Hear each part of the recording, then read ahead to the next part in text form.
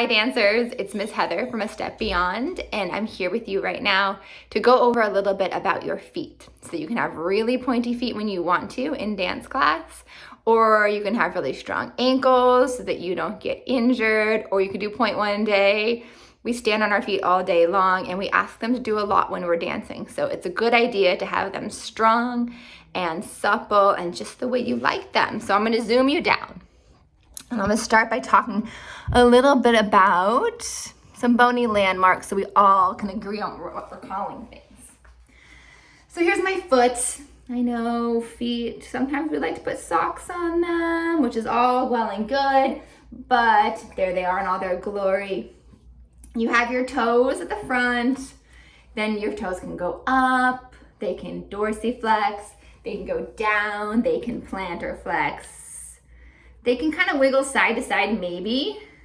They should be able to go one at a time. I'm not very good at that. Your big toe especially can do some stuff, but they definitely go up in dance class and down.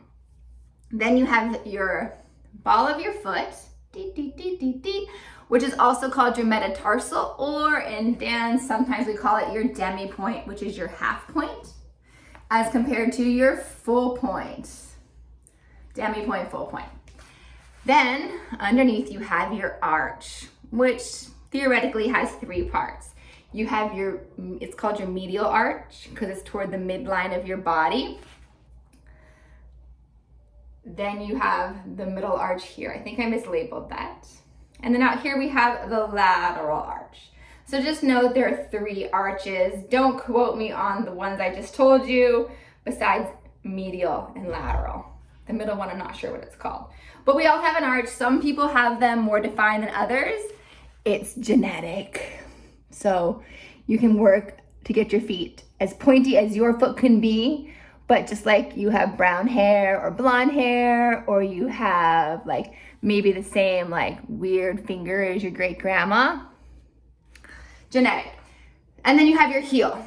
And you also have two bones here, which I think are just good to know about when we talk about wiggling side to side. So toes, metatarsal, three sides of the arch, heel.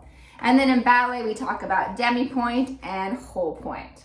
So first thing to know is that you have the genetic arch. We'll talk about pointing your feet now.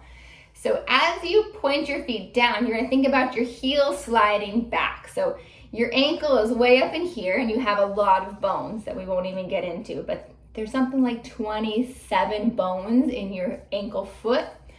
So that's a lot of bones. There's a lot of movement possible. So you're gonna reach the tops of your feet down, and without including the toes, this is plantar flexion.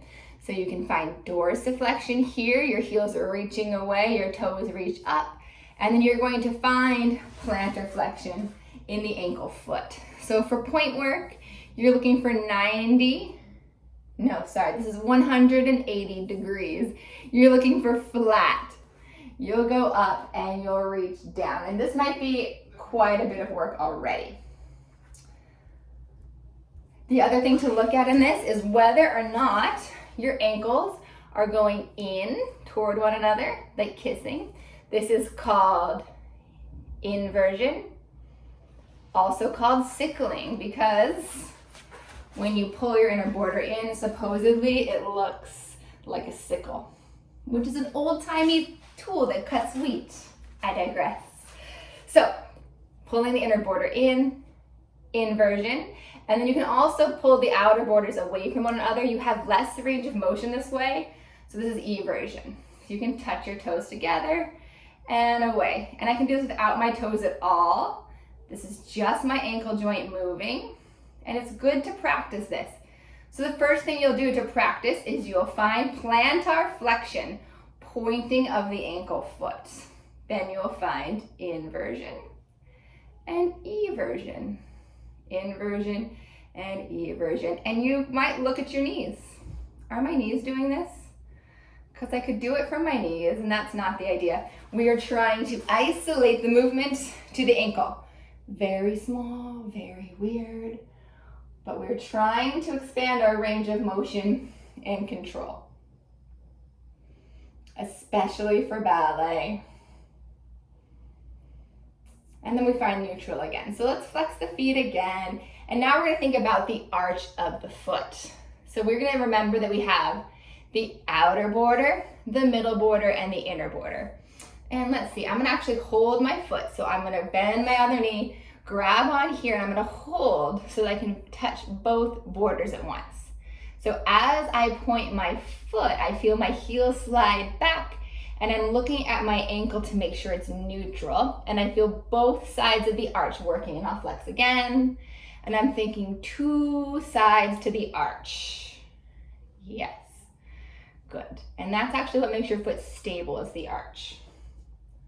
And you flex and you feel the heel slide back. And we can do the same thing with the other foot. I'm gonna grab onto it. You could also use a towel, sliding back. This can fall open and up, sliding it back.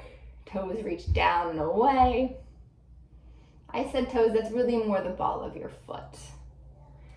And back, and sliding away. And back. Let's do one more like that. Yes, reaching, and back. So then we'll go back to the dorsiflexed feet, which we also just call flexed. You're gonna crunch your toes down. Mine cracked, did you hear it? Crunch them down again.